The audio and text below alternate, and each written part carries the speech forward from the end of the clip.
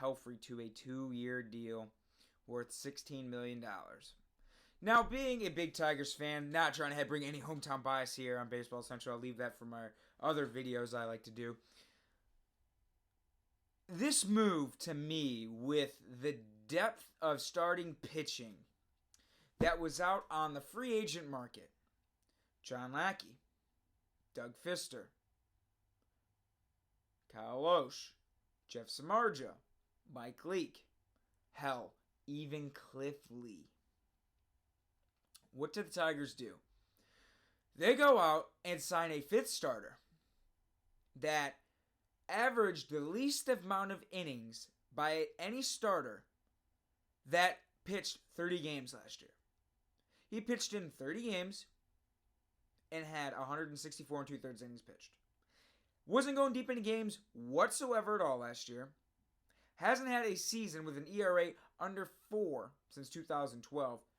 Hasn't had an ERA under 5 almost in 3 years nearly. I don't get this signing by Al Avila. He was having such a great offseason. Last year, he was 6-11 with a 4.26 ERA in 30 starts, 164 innings pitched.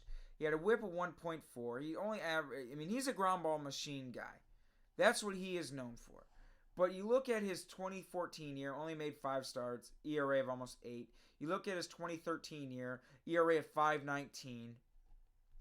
The man hasn't had an ERA under 4.70 since 2010 when he had an ERA of 3.66. He hasn't had over 200 innings pitched since 2010. So this is a guy that's not going to give you many innings.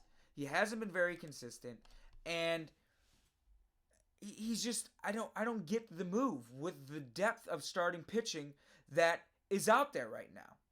Now, a couple of these guys have been signed since the signing of Mike Pelfrey. That they have Jeff Samardzija has been signed, Zach Greinke has been signed, and obviously the Tigers weren't in on Zach Greinke.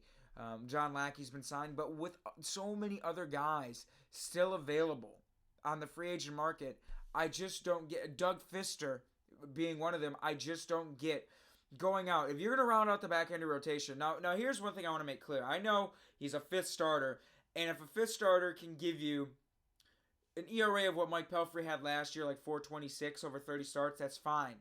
But I want to see like 210 innings. I don't want to see it in 164. The one thing that can be said for Rick Porcello, yes, he had ERAs of mid 4.5s, sometimes low 4s, but he would give you nearly 200 innings every single year, and he was durable. I mean, you're dealing with a guy, Mike Pelfrey, that's been hurt. He hasn't had any decent kind of success since 2010. Now, here's one thing that I do hope happens. Now, Mike Pelfrey is a ground ball specialist. Pitching on a team that has an outstanding middle infield defense in Jose Iglesias and Ian Kinsler, I hope that translates into a bit more success than what he had in Minnesota. Now, I know shortstop has been kind of a revolving door for the Minnesota Twins over the last couple of years, but he did have Brian Dozier at second. Brian Dozier is a pretty good second baseman. And then third base, they went through quite a few third basemen as well, and Joe Mauer isn't exactly Eric Hosmer with the glove. So, but they do have some good outfielders that could really snag the ball in Minnesota, so he did have that. But being a ground ball pitcher, that doesn't help him so much. With having Jose Iglesias, having Ian Kinsler, and believe it or not, Miguel Cabrera is actually a pretty good first baseman. He is a little bit better than average. He's really good at scooping the ball out of the dirt, so that that's one of his strengths. He doesn't have the most range, but he gets everything hit at him. He has a strong arm, even though it doesn't help him too much when it comes to playing first base. But nonetheless, his only real hole that he has to worry about is balls hit to third base because Nick Castellanos isn't exactly Brooks Robinson at third. So what I'm hoping is that he comes to Detroit, manages to somehow pitch 180 innings, manages to somehow replicate the 4.26 ERA, bring the whip down about 200ths of a point, try to get to like 1.2, 1.2 and a half. Just get somewhere right there. And those some of those ground balls that was getting missed in Minnesota will hopefully turn into outs in Detroit with Kinsler and Iglesias up the middle. Because they are outstanding defenders. The range those two possess is amazing. And with James McCann behind the plate, who has a rocket, hopefully help hold the run game in check as well.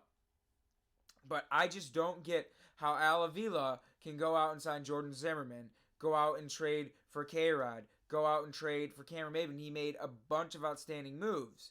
But when you had this much starting pitching depth still on the market, you settle on Mike Pelfrey when there was starters clearly better than Mike Pelfrey. If I'm going to take a flyer on a pitcher that's been extremely bad the last couple of years, I'll go after Kyle Loesch. If I'm going to take a flyer on a pitcher that was extremely bad last year, I'll go after Doug Fister.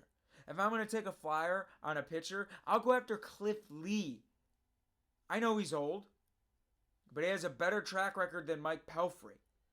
And you can sign him on a 1-year pillow contract. Not give a guy who hasn't pitched 200 innings in 5 years a 2-year guaranteed deal.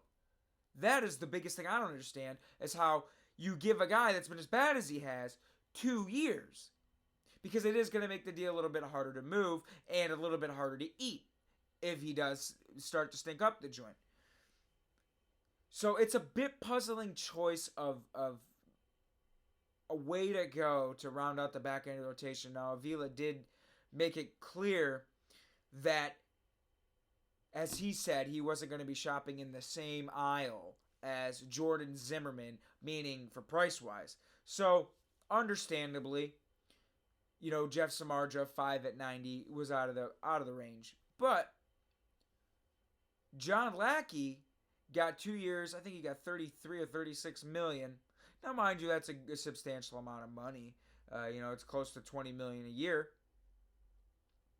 But if I'm going to take a shot on someone, I want someone that's had some kind of success.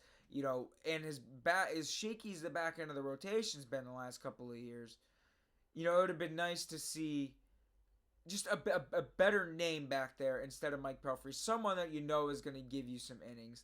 And so at least, half a starts to be quality starts. Because you can't expect too much out of the back end of your rotation guy. And you can't expect a Cy Young caliber performance. But with the players that were on the market, it's kind of a puzzling move. Now, Avila does have to go out. He has to get he might have to go work on getting a corner outfielder. And he needs to go round out the back end of the bullpen. But you can't win them all, I guess, with all these signings. So the Tigers agree to a 2-year, $16 million deal with Mike Pelfrey. As always, Baseball Central is going to be at the winter meetings. So keep checking back here for more stuff on the winter meetings and everything else that's going on in Major League Baseball. I'm John Check at Baseball Central. We'll see you next time.